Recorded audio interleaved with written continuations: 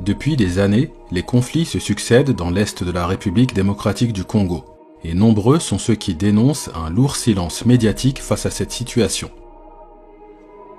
Dans notre période actuelle, la crise congolaise souffre de la comparaison avec la guerre en Ukraine ou la situation à Gaza, deux conflits omniprésents dans les médias internationaux.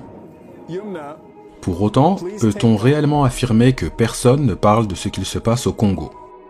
Nous constatons aujourd'hui, sans aucune difficulté, que les guerres africaines, que ce soit au Soudan et dans une moindre mesure au Sahel, peinent à susciter un réel intérêt. Au sujet du Congo, lorsqu'on fait un tour d'horizon des médias qui traitent régulièrement de la situation, on constate que les chaînes occidentales parlent bien plus de la RDC que les médias africains. Aussi bien la guerre contre le M23 que les atrocités commises par les ADF, nous avons observé que ces sujets étaient systématiquement abordés par des médias français tels que France 24, RFI ou TV5 Monde. Souvent critiqués en Afrique pour leur proximité supposée avec la diplomatie française, ces chaînes font pourtant partie de celles qui informent en temps réel sur les conflits en RDC. De la même manière, Al Jazeera, mais également la Deutsche Welle, média international allemand, ou encore les canaux de la BBC ou de CNN, réalisent de nombreux reportages depuis le terrain et parfois même sur la ligne de front au Nord Kivu.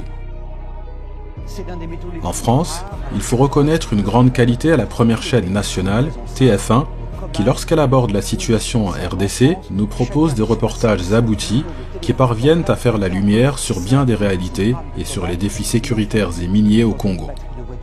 La République démocratique du Congo, un pays dans lequel les conditions d'extraction sont parfois inhumaines. Au sujet des chaînes nationales africaines, l'actualité au Congo peine à être abordée sur le continent et ne semble intéresser qu'épisodiquement nos frères africains. Dans ce contexte, c'est un mécanisme de proximité qui s'opère concernant la couverture médiatique de la crise dans l'est du Congo, puisque seuls les pays limitrophes de la région impactée traitent régulièrement de la situation. On parle ici principalement de la Tanzanie, qui a fourni de nombreux soldats aux missions onusiennes présentes au Nord Kivu. En Ouganda, c'est davantage la situation en territoire de Béni qui intéresse, où les ADF se rendent coupables de massacres récurrents. Ce groupe terroriste, d'origine ougandaise, est actif en RDC depuis plus de 30 ans. Les enjeux liés au conflit en RDC n'arrangent bien évidemment pas les consciences des puissances qui contribuent à l'invisibiliser. Pour s'informer sur la situation du Congo, il faut consentir un effort de recherche personnelle, consulter les nombreux rapports et enquêtes disponibles sur les conflits congolais qui sont parmi les plus documentés au monde.